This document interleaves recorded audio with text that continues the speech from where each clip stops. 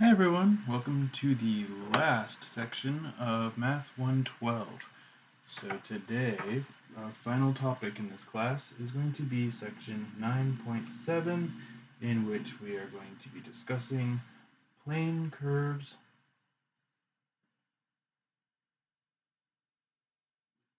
and parametric equations.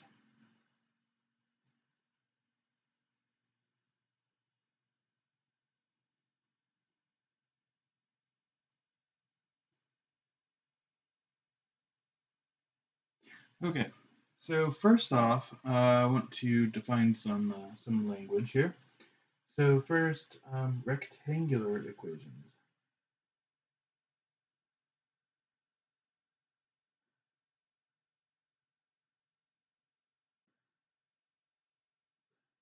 So these rectangular equations are equations that only involve x and y. So they involve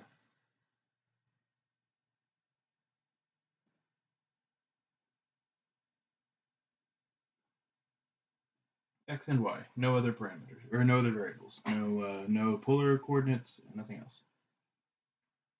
And they can be implicit or explicit. So implicit means that the y is not isolated, versus explicit, which means that y is isolated. And the reason they're called this is that if it's implicit, you just got an equation that involves x and y, and the value of y is implied by the value of x. Whereas if y is isolated, then it's actually a formula, and so you give me an x, and the formula will explicitly tell me the value of y. Now, parametric equations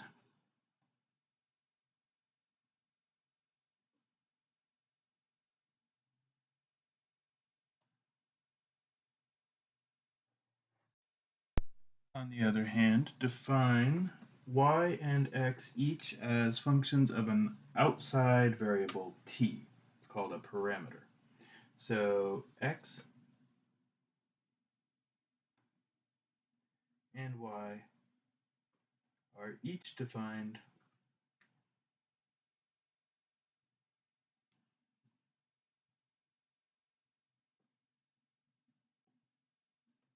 in terms of a parameter. So that's an additional variable,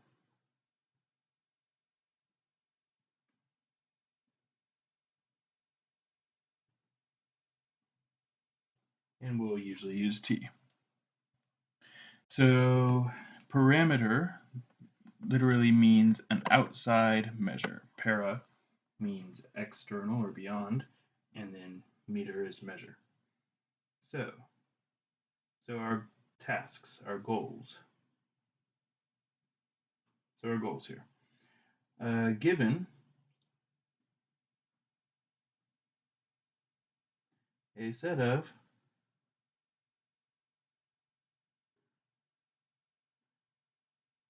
parametric equations, we're going to want to do two things.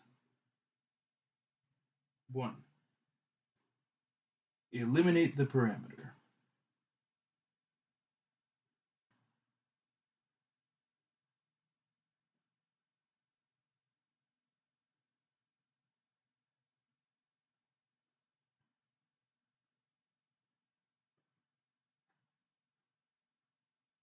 To get rectangular equations.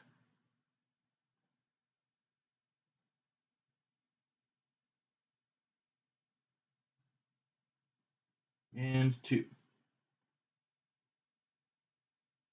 graph the curve. So let's first discuss goal number one here, eliminating a parameter. So the way that works is as follows.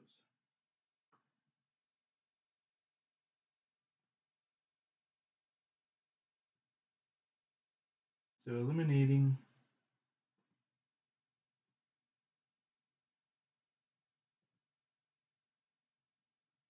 a parameter. So the overall strategy here is to find something that you can solve for in one of the equations, which you can then plug into the other equation. So strategy.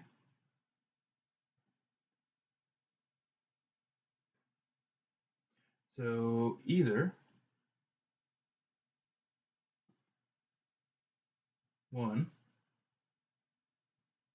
find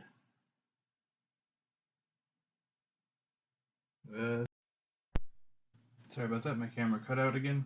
So what I was saying was find something involving t that you can easily solve for in one equation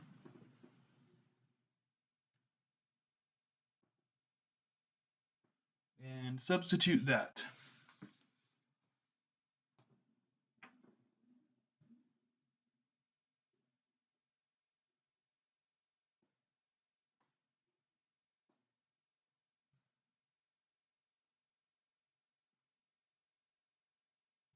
into the other equation.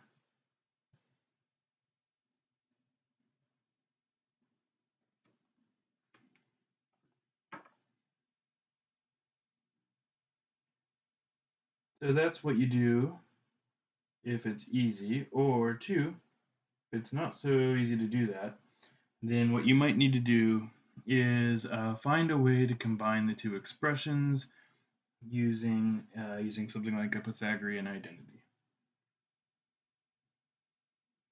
Find a way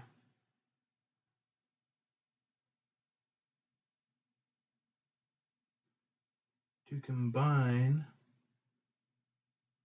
the two equations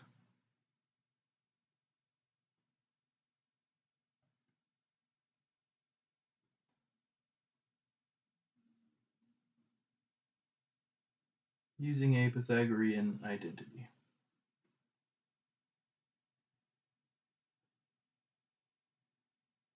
Okay. And we'll see some examples of this in a second. But before we do, I just want to discuss also the general strategy of graphing.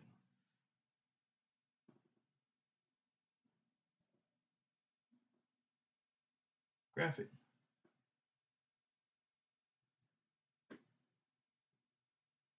A parametric curve. So what we will typically be given is a set of equations and a range of t values. So setup. Y equals and x equals both something involving t and then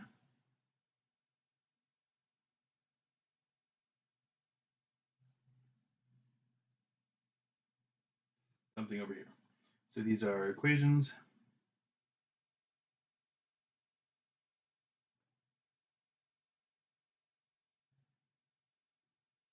involving t, and over here what we'll have is a range of t values.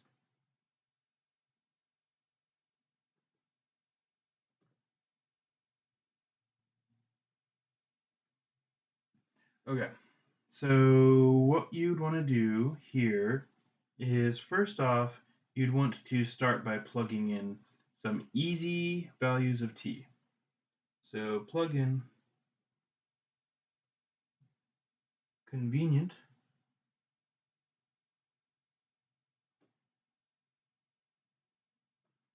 values for t to get the coordinates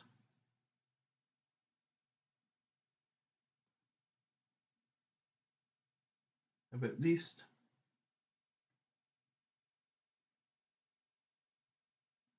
one point.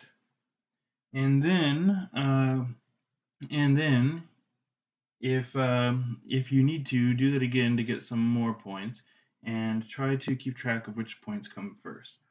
So plot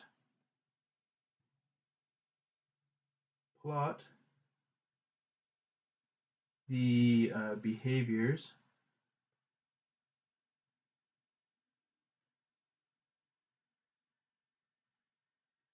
of the x and y values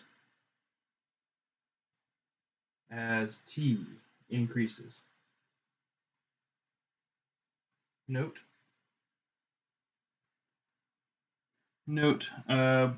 parametric graphs have an orientation. As t goes up, the curve is traced out in a specific direction.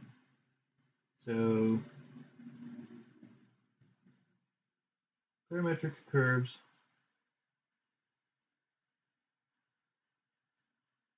have a specific orientation.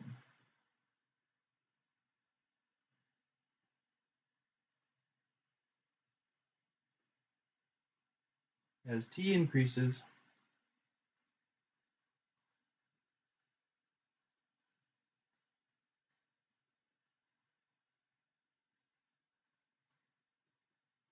the curve is traced out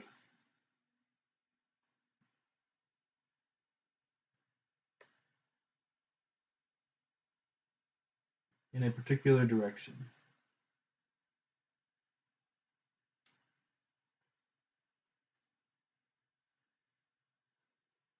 Sometimes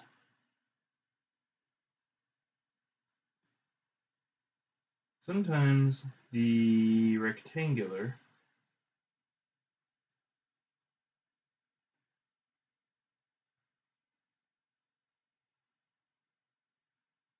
equations can make it easier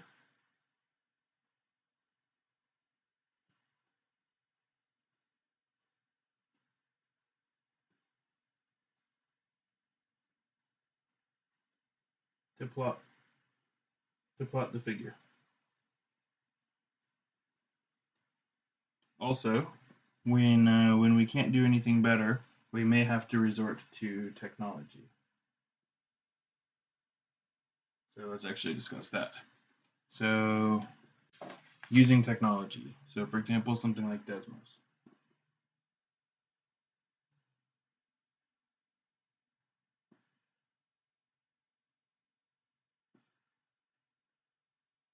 In particular, Desmos. So we can plot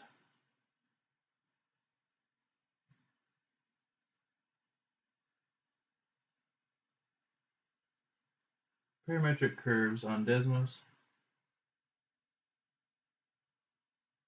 in the form, and I'll show you this in action. So you have something, comma, something, where this will be the x equation,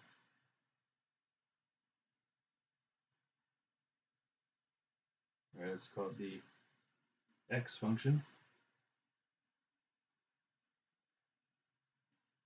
and this will be the y function. So for example, you could say it could be something like t minus 3, 2t plus 4. But this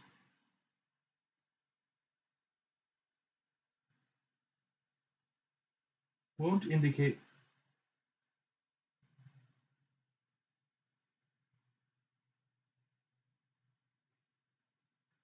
the orientation. To show that,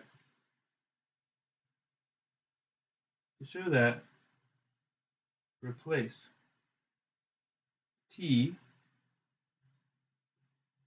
with, for example, a,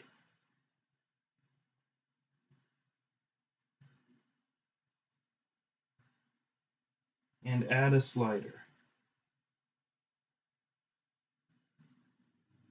for a. And again, I'll show you what that means when we actually do it. But let's now just try to get to some examples here. So examples. Graph. Sorry, the camera once again cut out. I guess because it's the last video, my camera has decided to stop working. Anyway, Graph the curves whose parametric equations are given.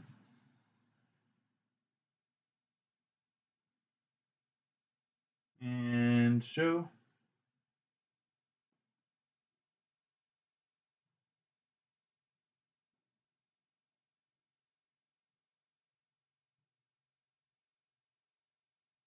the orientation. Find rectangular equation of each curve. So find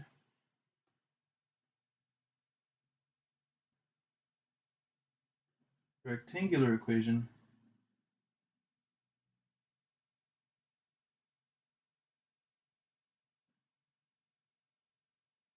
of each curve. All right, so let's just start with this. X equals t minus 3, y equals 2t plus 4, and then range of t's 0 less than or equal to t less than or equal to 2.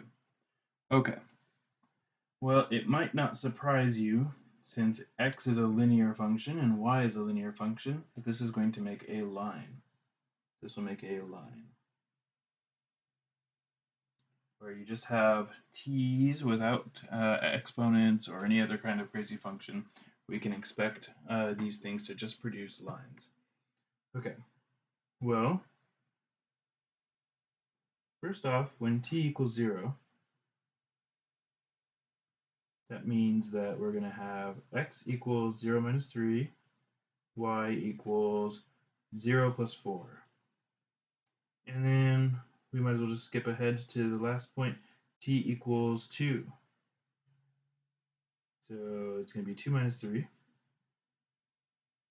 And y will equal, so 2 times 2 plus 4 is 8. Okay, so we can see where, so we're going to have an x value from negative 3 to negative 1, a y value that goes from positive 4 to positive 8, and that means we're going to be going from this point to this point. It's going to go directly from there to there, and it's going to have that orientation. So it has a direction in a way that a curve done by rectangular equations doesn't. Now, to eliminate the parameter, what we can do is just pick one equation that's easy to solve,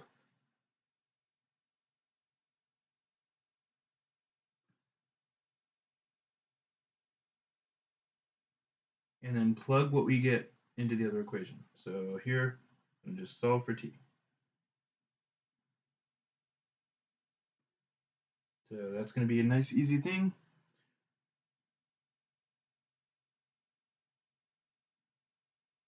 X plus 3. And now, you substitute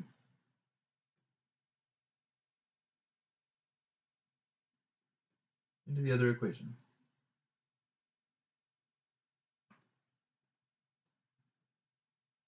So then y equals 2 times x plus 3 plus 4.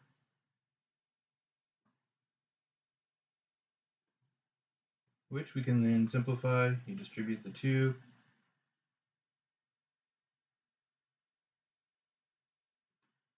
X plus 6 plus 4, so 2x plus 10. So now we can see, sure enough, that is the equation of a line. It is a line of slope 2, and it has a y-intercept of 10, although you'll notice that on this range of t values, it never actually even reaches that particular y-intercept. Okay. Well, let's try another example here.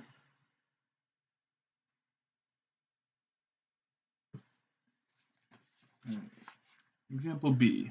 Let's go with x equals the square root of 2t. Y equals 4t. And we're just going to have the range of t values t greater than or equal to 0. Okay, well, if we look at this, t equals 0, then we're going to have x equals 0, y also equals 0. Good to know. Now, the next convenient value for t would not be t equals 1, because that's going to give us a square root of 2, which is not convenient for us. But if I did t equals 2, that would give us x equals square root of 4, which equals 2, and y equals 4 times 2, which is 8. Okay, and that'll be enough to get us started. So when it comes to this, if we think about this, we've got starting at 0, 0. The x value goes to 2. The y value goes to 8. And we can see that the y value is going to be growing faster than the x value. I guess let's just do one more. How about t equals 8? Just picking ones that will make for nice, easy square roots that I can see. So x equals the square root of 2 times 8 is 16, is equal to 4. Y is going to equal to 8 times 2, which is going to be 16.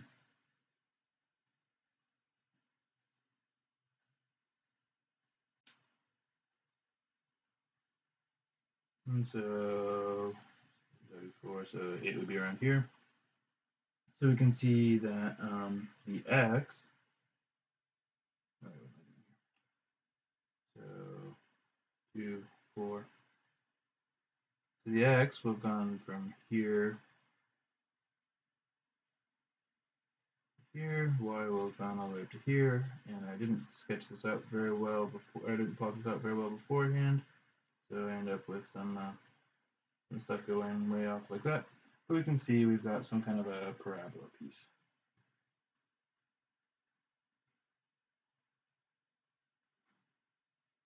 Let me just sketch it again with a slightly more appropriate scale.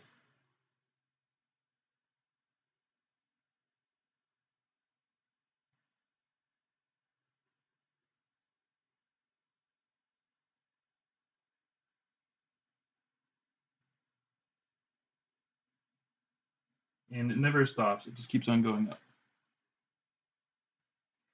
Okay, now, if I want to solve this or if I want to eliminate the parameter here, I have to think of a nice easy way to do this. So x equals square root of 2t,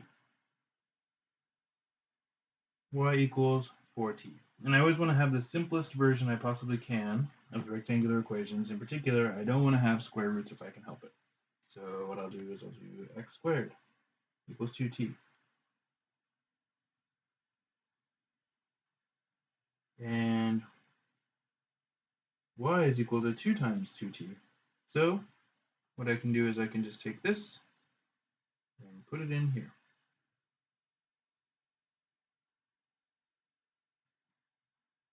And sure enough, it makes a parabola.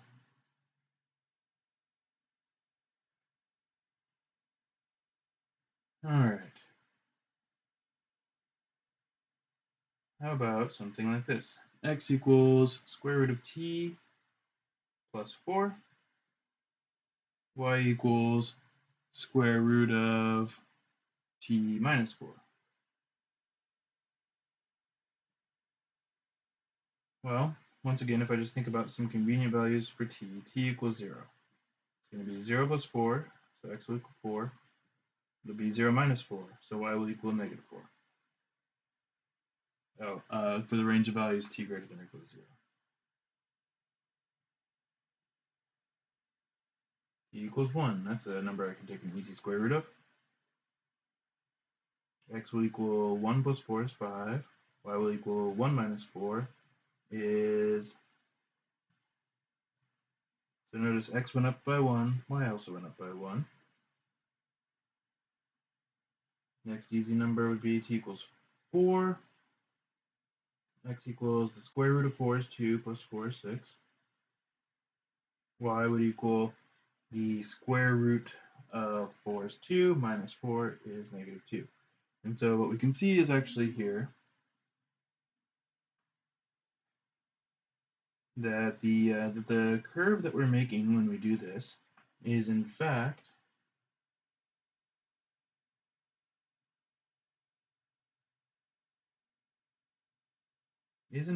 going to be making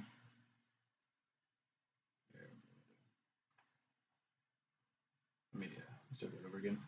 A little bit better planning here. Okay, so 1, 2, 3, 4, 5, 6 for the x's. The important ones are going to be 4, 5, and 6. Middle was up there. For the y values, we are talking about negative 2, 3, and 4. 2, 3, 4. Okay. So first we've got here and here. Then we've got here and here. Then we've got here and here. And there's nothing to stop this from continuing. We just did a couple of t values, but the t values continue to grow. It does start right here, but it never stops. So it looks like it's a line. Now let's figure that out in the actual rectangular coordinates.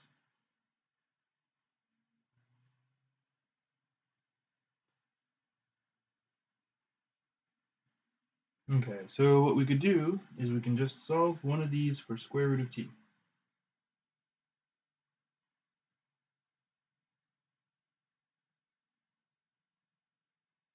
So square root of t equals x minus 4. Let me just put that in here. So x minus 4 minus 4. In other words, y equals x minus 8. So sure enough, it seems to be making a line.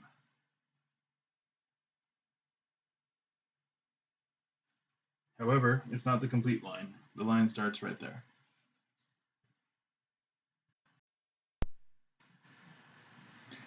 Alright, how about something like this? X equals 2t minus 4.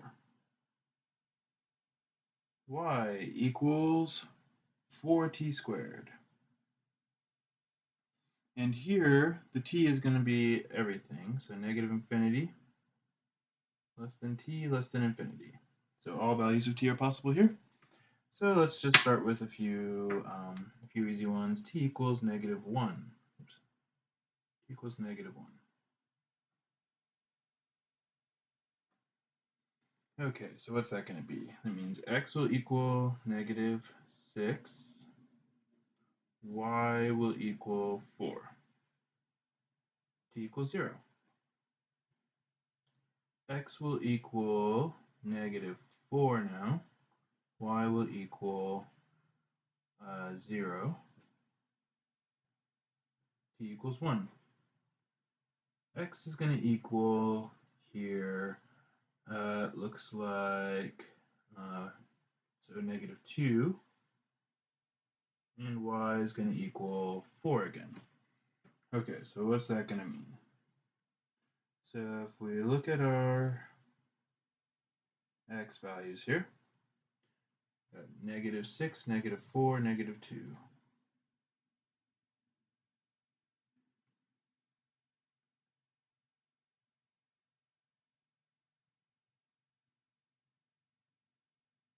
Our y values are 0 and 4, and it goes like this, down to here, back up to here. So what we've got here is a parabola again, and we can see because y involves t squared and x just involves a t, you can expect a parabola here.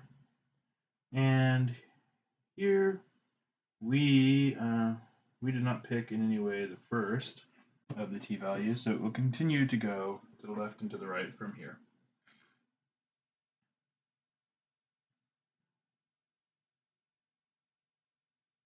So it's a parabola. We can see that. Now, x equals 2t minus 4, y equals 4t squared. All right, so I don't want to have to take a square root or anything, so here I'm going to solve this. So 2t equals x plus 4, if I add 4 to both sides. And notice over here, this is equal to y, this is equal to 2t squared. So I could rewrite that as 2t all squared. And then I can put that in here. I'd have y equals x plus 4 all squared, which looks pretty good to me. So rather than FOIL it out, it's a lot easier to read it in this form because I can actually see, sure enough, this is a parabola, the parabola that has had a horizontal shift by 4 units.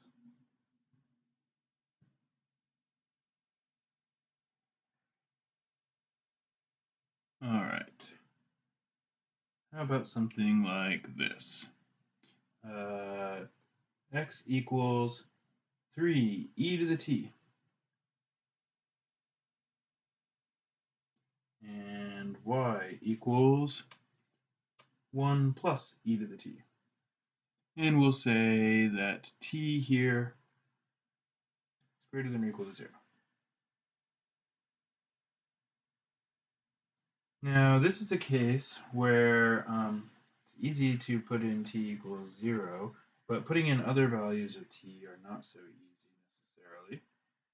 necessarily. Maybe if you're clever about natural logs and things like that, you can figure out what else would be going on here. But t equals 0, we're going to have x equals 3e to the 0, which is just 3 times 1. And y would equal 1 plus e to the 0, which would be 1 plus 1.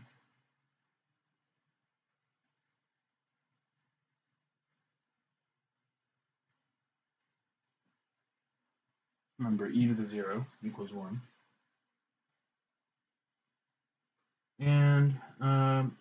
And I can notice, so x equals 3, y equals 2. And I can notice that the x and the y are both going to be increasing as t goes up. So we're talking about something that starts at this point and is going up and to the right. But now, before trying to sketch this, I might look at the rectangular equations.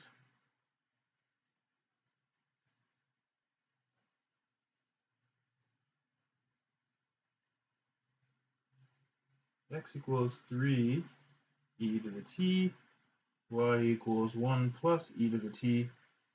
Now here, if I want to solve this, I'll have e to the t equals y minus 1. So that was the easiest way to solve for something that appears in both equations.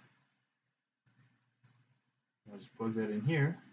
So I have x equals 3 times y minus 1, which means that we're basically talking about an equation that is a line, and in particular, it's going to be a line where the x is going up 3 times as fast as the y.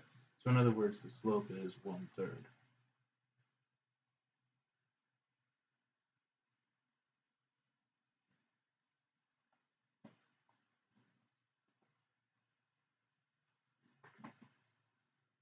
There weren't a lot of easy to plot points there, but I was still able to figure it out from just thinking about the fact that both of these functions would be growing, and then looking at the rectangular equation and realizing it was going to be a line. All right, that was E, so this is F. How about something like this? X equals t to the 3 halves plus 1. Y equals square root of t. T is greater than or equal to 0. Okay, first off, note t to the 3/2, that's the same as square root of t squared. I mean to the third power. Okay, so if I want to plug in some convenient values here, t equals 0 would be convenient. X would equal 1, y would equal 0. T equals 1, that'll be convenient. X will equal 1 plus 1 is 2, y will equal 1. T equals, now anything that makes for an easy square root would make a convenient value of t here. So it's going to be x equals square root of 4, which is 2, to the third power, which is 8. And y would equal 2. Okay, so that's good enough for me. So 0, 0. The next x value is going to be 2. The next x value after that's going to be 8. Y values are just going to be going up. 0, 1, 2.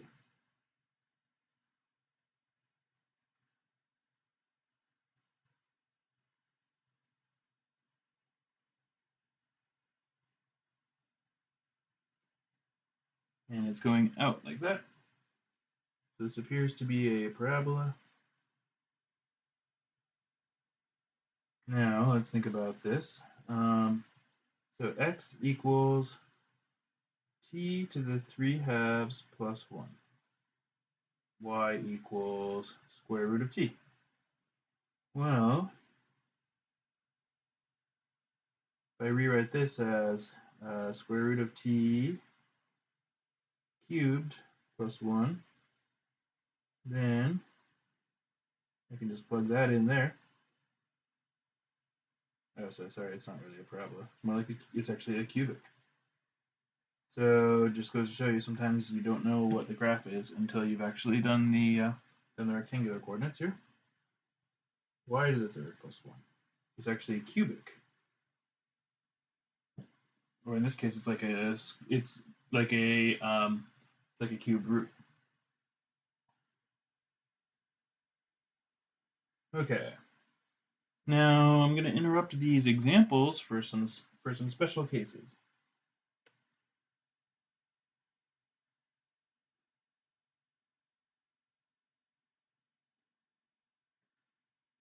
Circles and ellipses.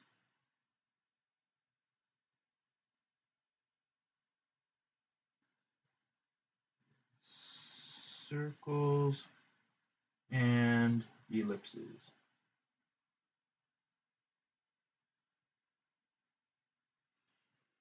Circles and ellipses. So first off, circles.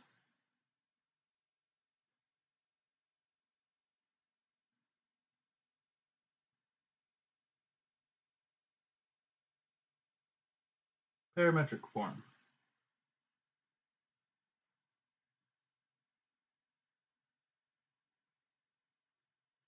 X equals r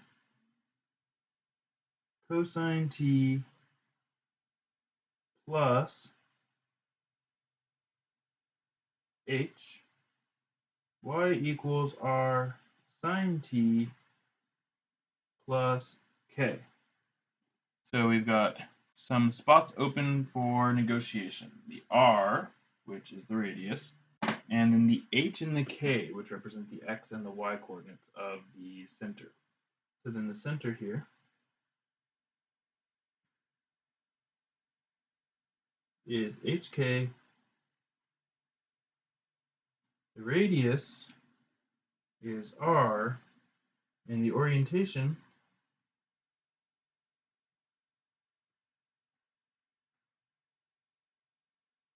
will be, it starts at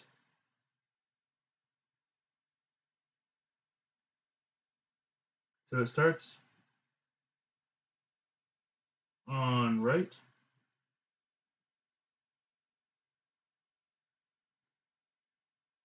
and goes counterclockwise.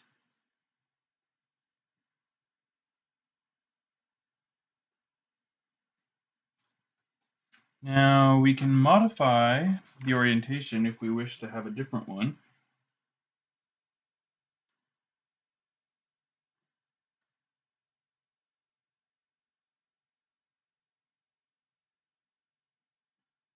we can modify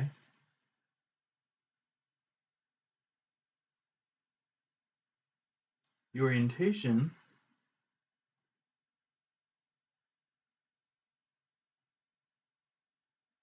by switching the sine and cosine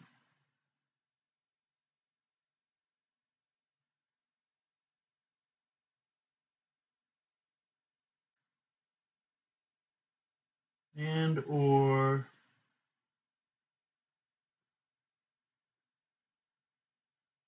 making at least one of them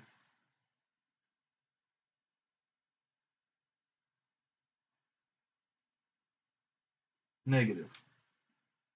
And the way this works is it's just like your classic sinusoidal function, and you can just adjust it in order to make the starting position and direction of each of the x and y match what you want.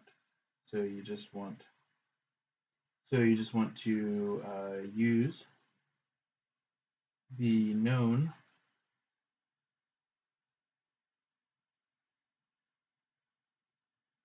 starting value and direction of positive or negative sine and positive or negative cosine to match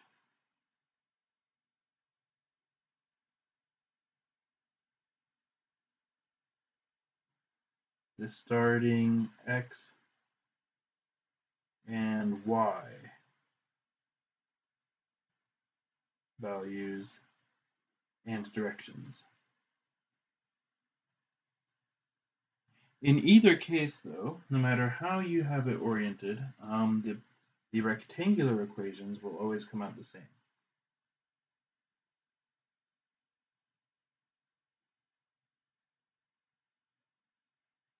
Oh, and just one word on this. So where these come from, you'll notice this is just straight up polar coordinates with the possible addition of extra starting value x and y's, so as to put the center at somewhere other than the origin.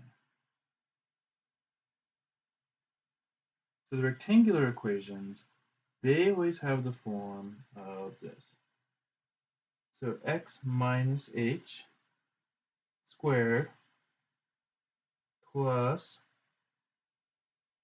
y minus k squared is equal to r squared. And this comes from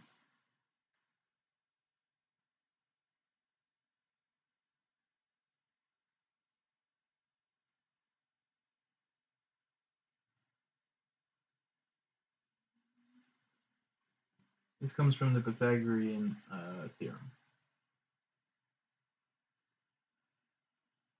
Namely, if x equals r cosine t plus h and y equals r sine t plus h,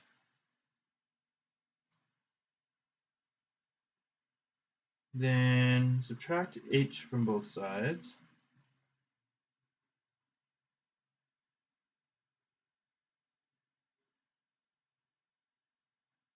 Sorry, this is a k on this side. Subtract k from both sides of this one. And then square both sides.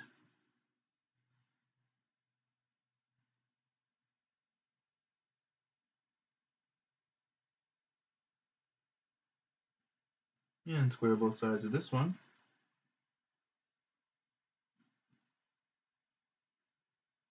And now add both of these together.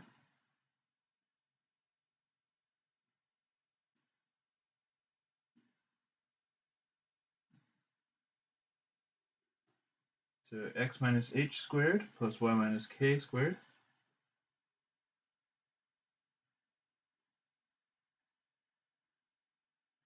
R squared cosine squared t plus r squared sine squared t, which can be factored to r squared cosine squared t plus sine squared t, which just equals 1.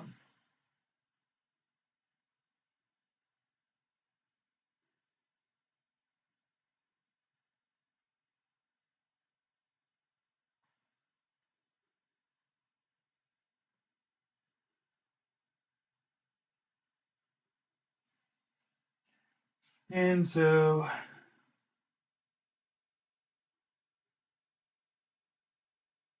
this is where the rectangular equation for a circle comes from.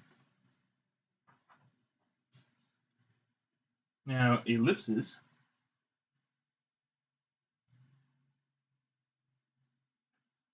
these are very similar, except that the difference is that the quote unquote radius in the x and the y directions don't need to be the same.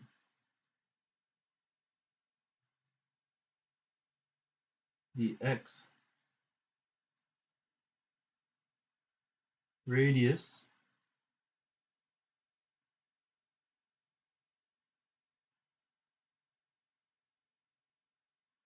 and the y radius don't need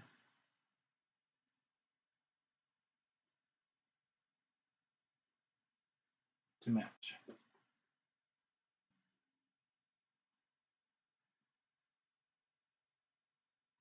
So we'll call this one A and this one B. So it's just like a flattened circle. So basically, the parametric equations are going to be x equals A cosine t plus h, and y is going to equal b sine t plus k. And again,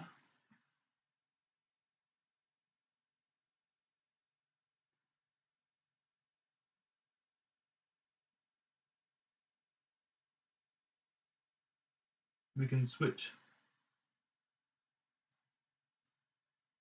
the cosine and sine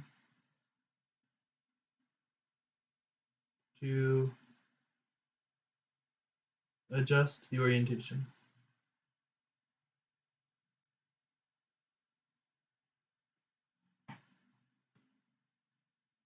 And then the way that this is typically expressed in rectangular coordinates is x minus h divided by a all squared plus y minus k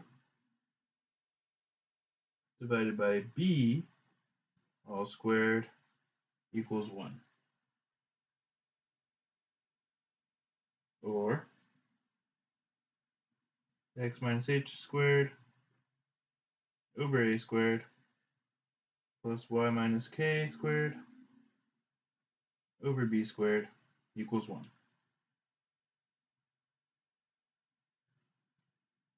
All right, so let's try this. Let's have a look. So back to the example. So same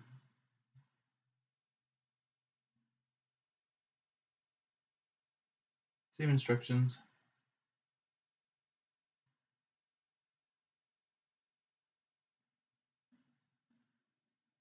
Same instructions as above.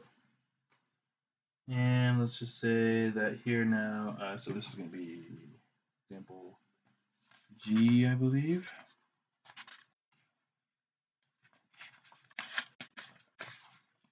Yeah. So let's say we have x equals 2 cosine t and y equals 2 sine t plus 1. And we have 0 less than or equal to t less than or equal not to pi to 2 pi, but just pi. So it's not the full circle here, but it is a circle. So we can see it's a circle.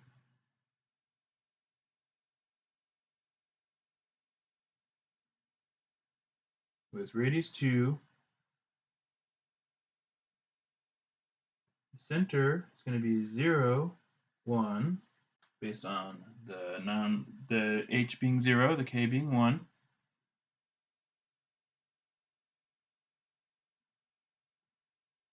Orientation, standard.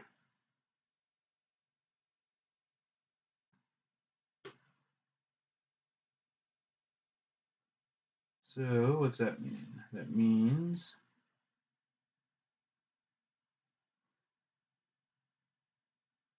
the center 0, 1, radius 2, and it's going specifically from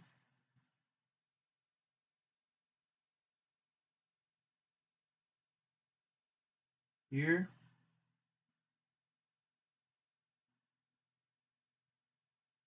around to here.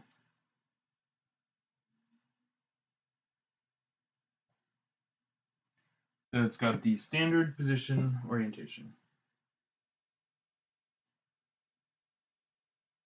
Now rectangular coordinates, we can say, well, x equals 2 cosine t, y equals 2 sine t plus 1. So then y minus 1 equal to 2 sine t. So then if I square both sides of both equations, x squared equals 4 cosine squared t, and y minus 1 squared is 4 sine squared t. And I add these two equations together. I have x squared plus y minus 1 squared equals 4 cosine squared t plus 4 sine squared t, which is just going to equal 4.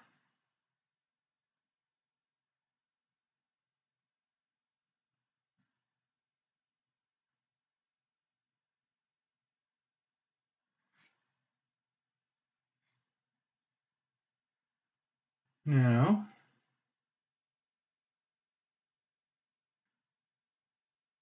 let's say we wanted something like 2 cosine x equals 2 cosine t,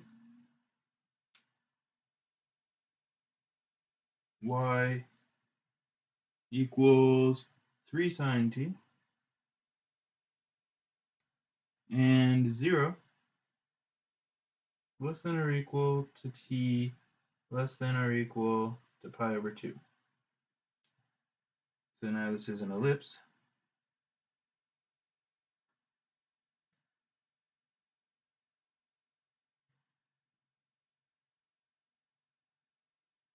Center 0, 0, x radius 2, y radius 3.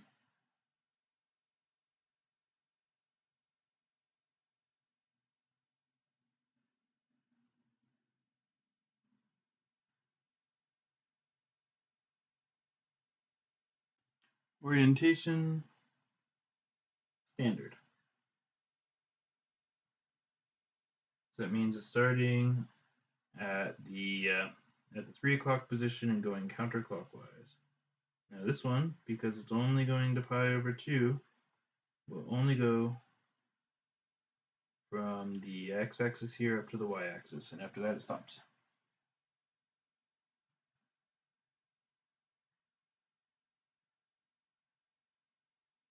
And here it's just going to be x squared over 2 plus y squared, 2 squared, y squared over 3 squared equals 1. So this is x squared over 4 plus y squared over 9 equals 1. The standard way of writing the rectangular coordinates, or rectangular equation for this particular curve. And then, let's see.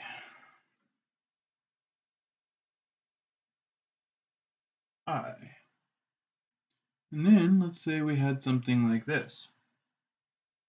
x equals cosecant t, y equals cotangent t, and we had pi over 4 less than or equal to t less than or equal to pi over 2. Okay, so let's think about this. So quickly, first off, let's remind ourselves how these things all work. So cosecant.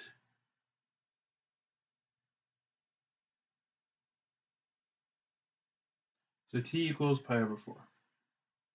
Cosecant is 1 over the sine,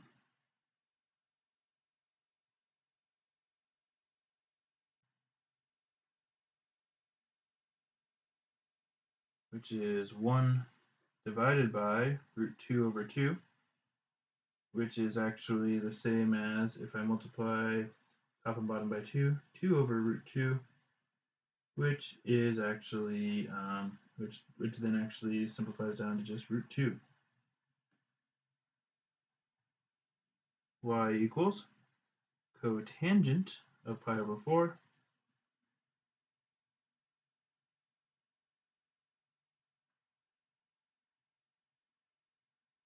which is actually root 2 over 2 over root 2 over 2, which is just equal to 1. So what have we got here? We've got an x value of root 2, a y value of 1. How about t equals pi over 2?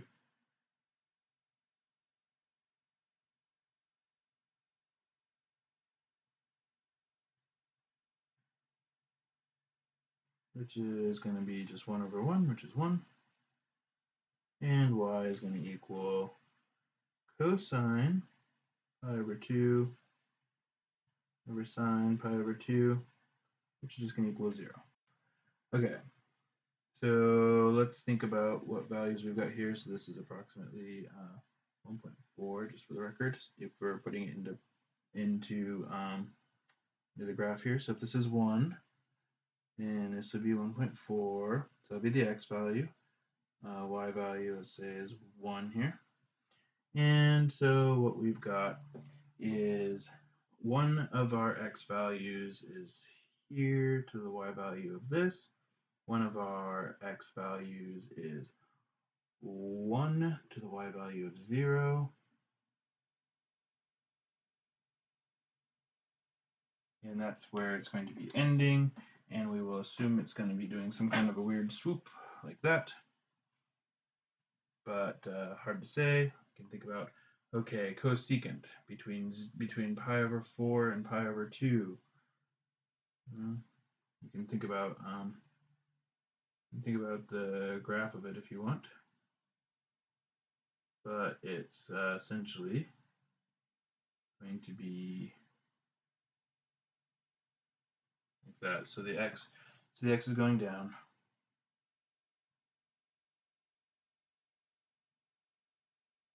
And as for the y value, it's the cotangent, which also is going down. So we end up with a curve kind of like this. Now, as for the rectangular,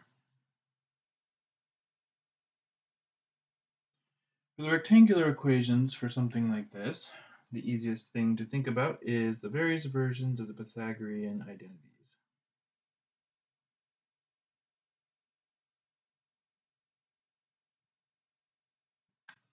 So one of them was sine squared theta plus cosine squared theta equals 1. Now if I want the version that has cosecant and cotangent, I will divide by sine squared. It's going to be 1 plus cosine squared theta over sine squared theta equals 1 over sine squared theta. So then that's going to be 1 plus cotangent squared theta equals cosecant squared theta. So then what that means is 1 plus y squared equals x squared. And it turns out this is the equation of a hyperbola.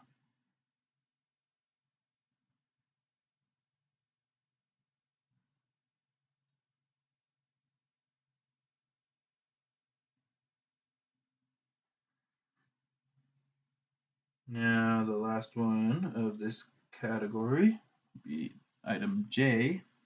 And in item J, let's say we have x equals sine squared x, or sine squared t. Y equals cosine squared t. Now, just thinking about this, t equals 0. And sorry, it's going to be 0 less than or equal to t less than or equal to 2 pi. So let's say t equals 0, x will equal 0, y will equal 1. T equals pi over 2. Let's put in easy values. T equals pi over 2. So then x will equal 1, y will equal 0. T equals pi.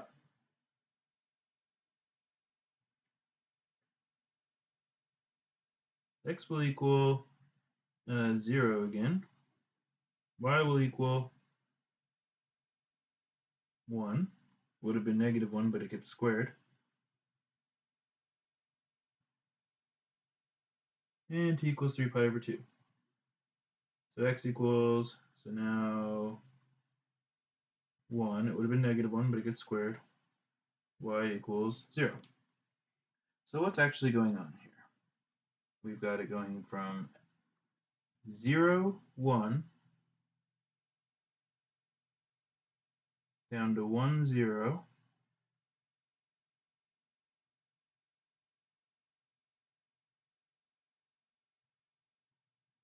and then comes back up, and then it goes back down, and it goes back up, along that line in a weird fashion. So what's the rectangular equation here? Well, if we think about it, x plus y equals 1. So it's actually just going to be the line, x plus y equals 1, and it's just going to be going up it and down it in alternating fashion. All right, now let's have a look at this on the computer using technology, and then we'll look at our last task.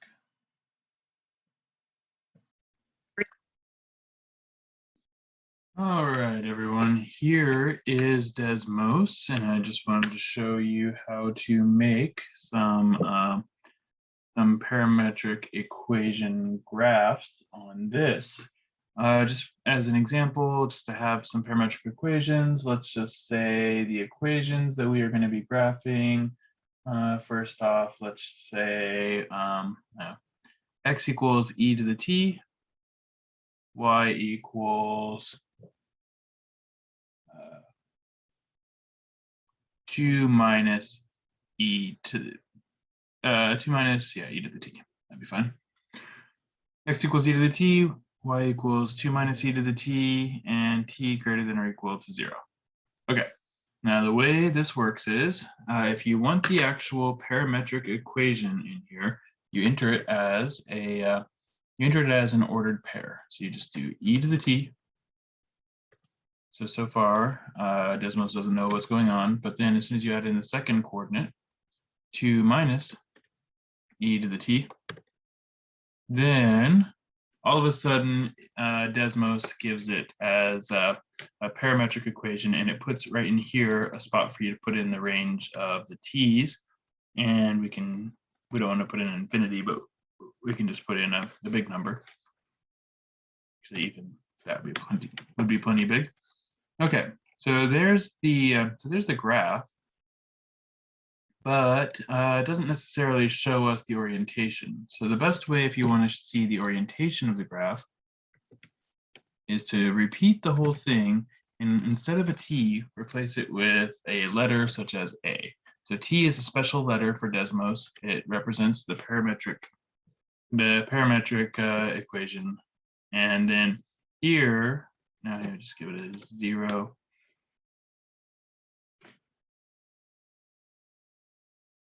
So 0. And then again, we can just make it like 0 to 10, something like that.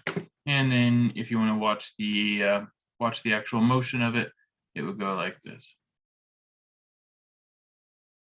So start at 0. And that can tell you the orientation. So the orientation is that it is going down and to the right. Now,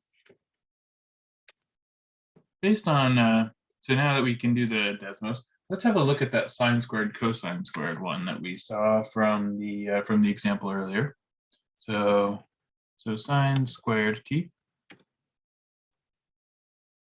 And over here for the x, we'll put in cosine squared, for the y, we'll put in cosine squared t. And now for this, we will again, what was this? This was 0 to 2 pi. And here, we just want the same things again.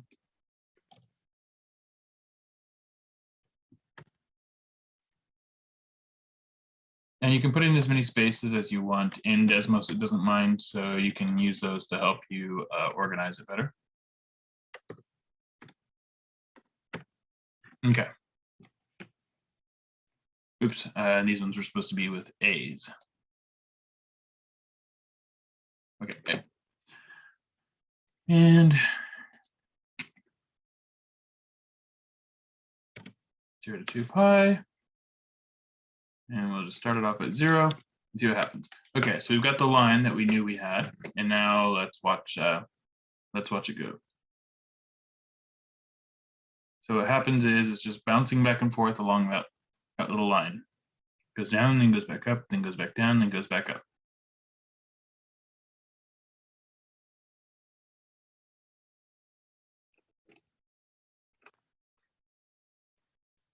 Okay, and then one of the other more interesting ones, let's look at the one that had the cosecant and the cotangent.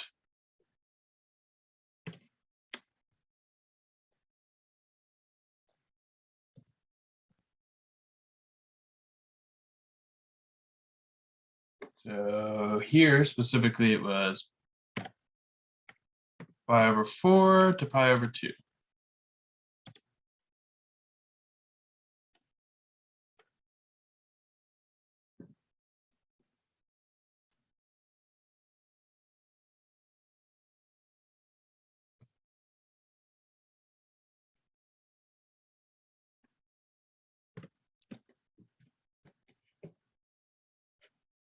Oops.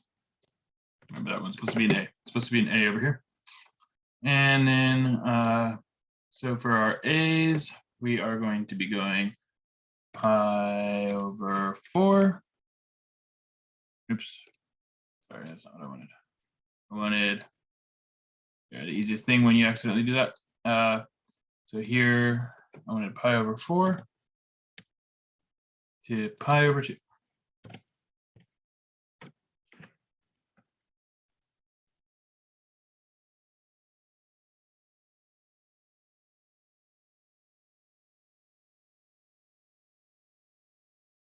So you can see it's sliding down that hyperbola.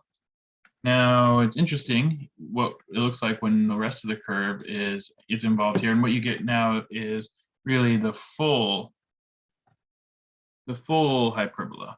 So this is what the full curve would represent over 0 to 2 pi. It's a very strange looking curve. This is what is called a conic section.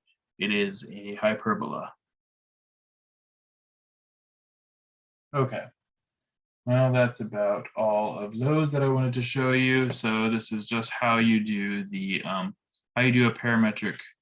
First off, just the curve, and then in order to get the orientation, you can set up a slider to watch the little ball go from the beginning to the end.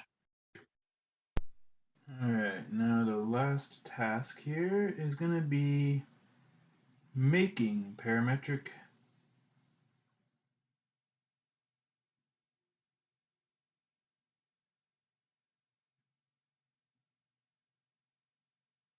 equations for a given curve. In particular, lines and circles/ellipses. The idea.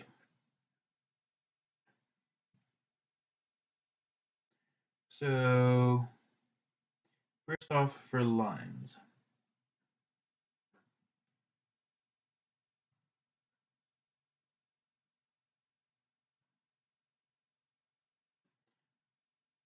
Make a linear equation for x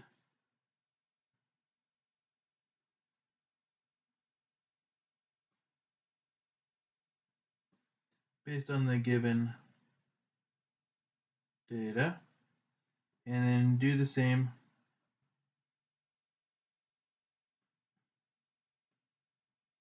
for y. So it's pretty easy. I'll show you how it works with an example. Then circles and ellipses.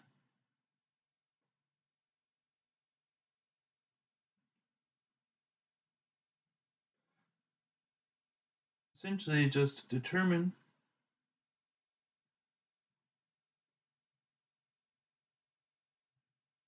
the center and the x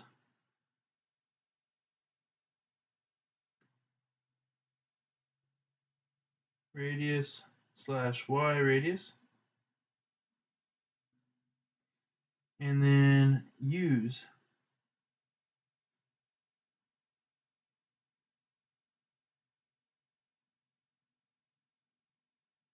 the given orientation to choose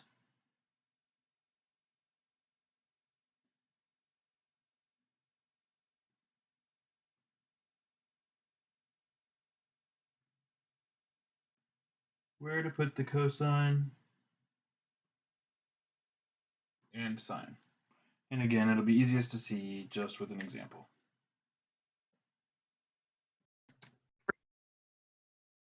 Okay, now to show you how you make a custom parametric description of a given curve, namely lines and circles/ellipses. Let's look at where this will appear on your homework. So the first part of the homework is very similar to what we were just doing. You have parametric equations given to you up here, and then you have to first graph it. And by graph it really just means choose which of these graphs matches it. And then see some more. Just pay attention to the scale on the graphs. That'll come in. That'll be important for some of them. Actually, before we go, so here, this is a good example of an ellipse. So this is an ellipse with standard orientation. So it's going in a counterclockwise fashion. The x radius is 5 and the y radius is 6. So just to make sure, you can maybe zoom in a little bit on this one. It looks like that's the one that we want for this one. So you can check it. And then when it comes time for the rectangular equation of the curve, these ones are special. They are ellipses, and so the rectangular equation of the curve will be the one from that fits the pattern here. And so what we have is 5 cosine, or 5 as the x radius, 6 as the y radius, and so that means we're going to be looking at that one. So that's how that kind of thing goes. Now, same thing here. So these are all pretty old hat. Now, here's how you do problems like this. So you've got a line that is supposed to be starting at 3, 0 and ending at 4, 9, and you want the parameter t to start at 0, end at 9. So when t equals 0, you want the x to equal, 3, y to equal 0. And when t equals 9, you want it to be at the other point. So x equals 4, y equals 9. So first off, we can see y equals t. So that's pretty easy. And then as for the x here, you essentially need it to go from a starting value of 3 to an ending value of 4 over the course of t equals 9. So let's say x equals mt plus b. So you can just make it a linear equation. It's just finding the equation of a line. And we just know that when t equals 0, x equals 3. When t equals 9, x equals 4. So you can just actually find the slope. So change in x over change in t, and that's going to be 4 minus 3 over 9 minus 0. It's going to be 1/9. And then to find the b, that's the value when t equals 0. So b equals 3. So x would equal 1/9 t plus 3. So that's how you can do this. You can just treat them as questions of finding equations of a line. Oops, sorry. Y was equal to just t. And then as for the x, it is equal to 1/9 t plus 3.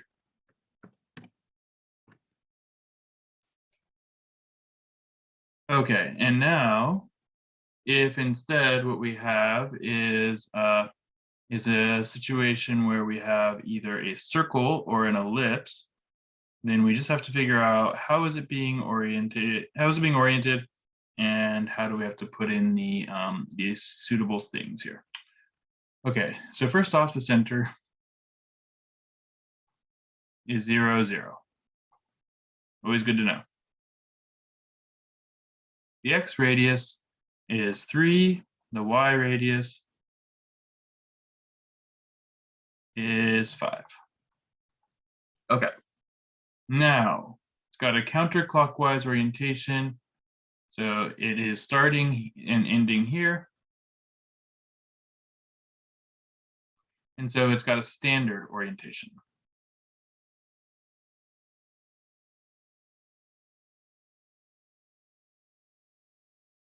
Okay, so then that means that x will equal 3 cosine t, y will equal 5 sine t. And again, if it were starting anywhere other than in that position going that direction, we might need to make some changes, but that's not going to happen. It's not going to happen in this context, in this book. But just so you know, if you ever do find yourself needing to modify these things, they are customizable.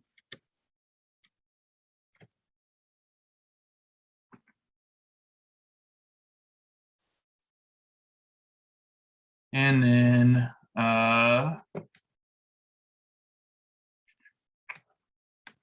okay, and so similar questions here. They are all going to be of a similar sort. So they're all counterclockwise. So you don't have to, you're not going to encounter any of the variations. I just wanted it to be in the record so that you would know that those other variations are possible. All right, well, that's about it for this section, and that's about it for Math 112. Thank you for joining me for this class, and until next class, bye.